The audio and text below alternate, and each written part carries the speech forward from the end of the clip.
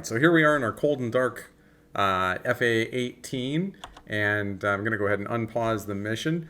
One of the things that I find super helpful are knee boards, and I do have a knee board checklist for the startup procedure for the FA 18, all listed out here, so you can download that from the user files from DCS if you like.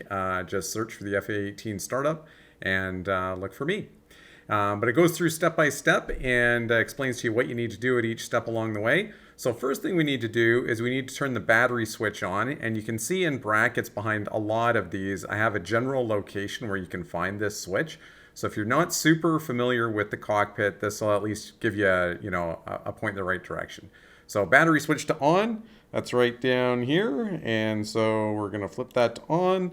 And then we've got to do our fire test switches, A and B, and there's a 10-second, we need to leave a 10-second delay between doing A and B. So we're going to do A, and then I like to just turn my monitors on, or my displays on. They won't actually turn on, but I turn the buttons on in between just to make sure that they're going to be turned on as soon as possible.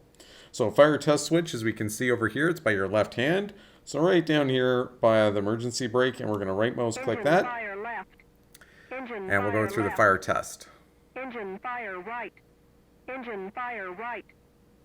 APU fire. APU fire. Bleed air left. Bleed air left. Bleed air right. Bleed air right. Okay, so that's the end of it there, but we got to wait 10 seconds, so I'm just going to, like I said, turn my displays on. So that was the left and right DDI. That's for the HUD. And then we're going to turn on the mpcd. And you know what? We're also going to press backspace and move the control stick out of the way. 10 seconds have transpired, so we're going to do the left mouse button and do fire test B. Engine fire right. Engine fire right. APU you can see our gauges are coming on and our warning lights are coming on, showing that it's all working. Bleed air left. Bleed air right. Bleed air right. Alright, so next we're going to turn the auxiliary power unit on, the APU, and you can see that it's by our left elbow. So right over here is the APU. We're going to turn that on. Before we can really move on and continue a startup, we have to wait for a green light that says ready there. And at which point we're going to turn the engine crank switch to the right. Engine crank switch is located right behind the APU, and with a right button mouse click, we'll turn the right engine on, and you can see now the RPMs are starting to come up in the right engine. Once we hit between 20 and 25, we can go ahead, as you can see here in step 6, set the right throttle to idle. And you're going to see it's going to continue to wind up there and get to 60. Now the reason that we wanted to turn the right engine on first is it's going to turn your displays on, which will actually allow us to align the INS even faster. Now there's a few things that you can do really at any time. Arm the ejection seat, do that, uncage the siai cage knob, and then once we're at 60, which we are, then we can continue on. So we can move the radar to operate and the INS switch to ground because we're actually on the ground. Radar's down here by our right elbow to operate, INS to ground, and you can see here on the mpcd that we have this standard heading, and this is the alignment for the INS system. So we want to go ahead, I'm just going to zoom in here. We want to go ahead and we want to click standard heading. And now you're going to see this start to click up time-wise, which is good because as that clicks up, it's showing us the INS is getting aligned. Okay? So, we've done the 9 and 10 there, so we need to do 11, which is bleed the air valve from norm to norm, right at our right hand. So there's our bleed air valve, and it's the bottom portion. 4 clicks with the right mouse, and we've gone norm to norm. I'm going to get my monitor set up for startup. So left DDI to FCS. Right DDI, we're going to put it on the bit warm-up page, or do our bit test. And then we've got our HSI down here on the mpcd. We already did step 13. We did that at the essence of time. Now we can go ahead and we can crank the left engine. So that's right back over here. And left mouse button. So now you're going to see the left engine starting to wind up there. And same thing, once it gets to 20 to 25, then we can set the left engine to idle. So there we go. I've hit the button to switch left idle. The default I've listed there, which is right shift and home, I have it bound just to make it easier. Now we got a couple of other little housekeeping things. We're going to turn our oxygen on. That's back here at our left elbow. Oxygen is now on. We're going to go ahead and close the canopy.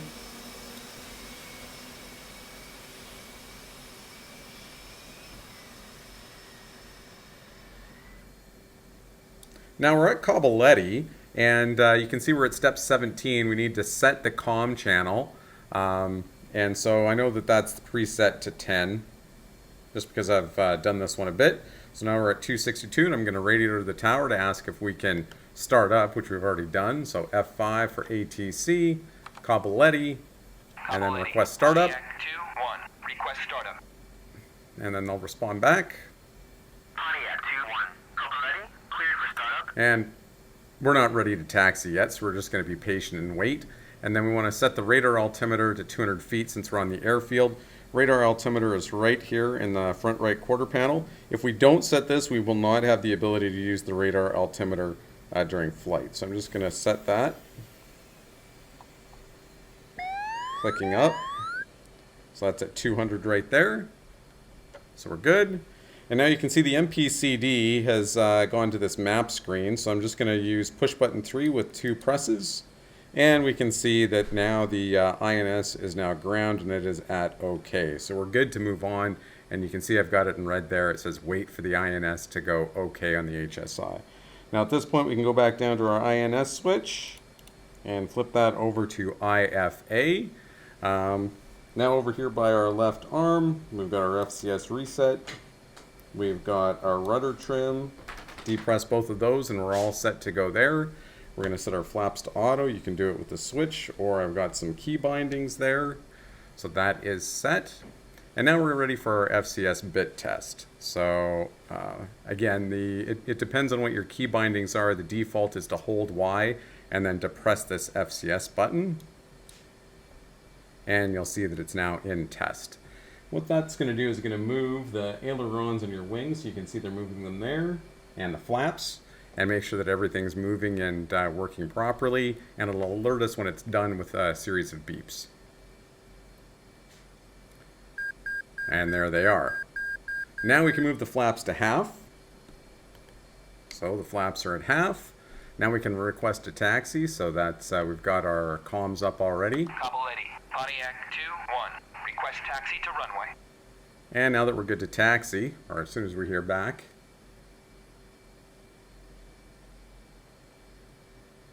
they were just gone on a coffee break, I guess. Pontiac 2-1. Cobbletti, clear to taxi to runway 7. There they go. We got authorization. So now we're at step 26 to release the parking brake. Make sure your throttles are pulled back if you're playing with a HOTAS, or else you'll start to move. That was a left mouse button click. Now we're going to taxi to the runway.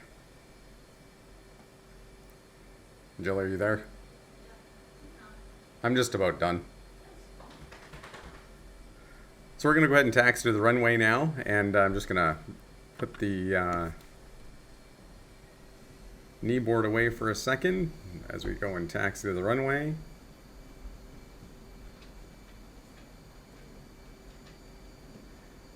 And then when we get there, we'll radio back to air traffic control, let them know that we're ready to take off.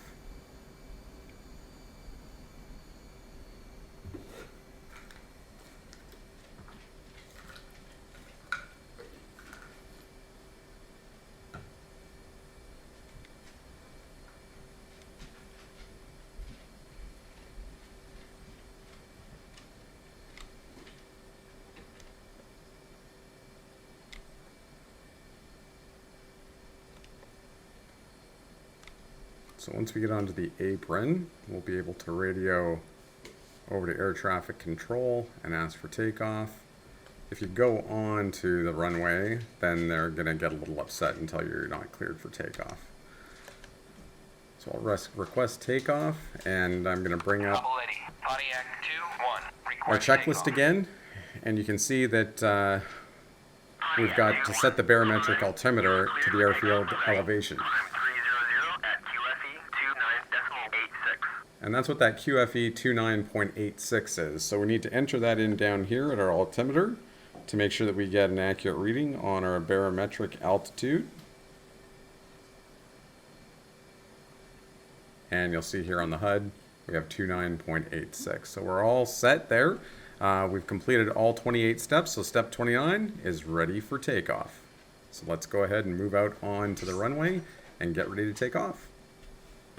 Now, I hope you enjoyed the cold start tutorial, and I hope you found the knee board helpful. And if you have, please give me a like or subscribe, and we will see you in game.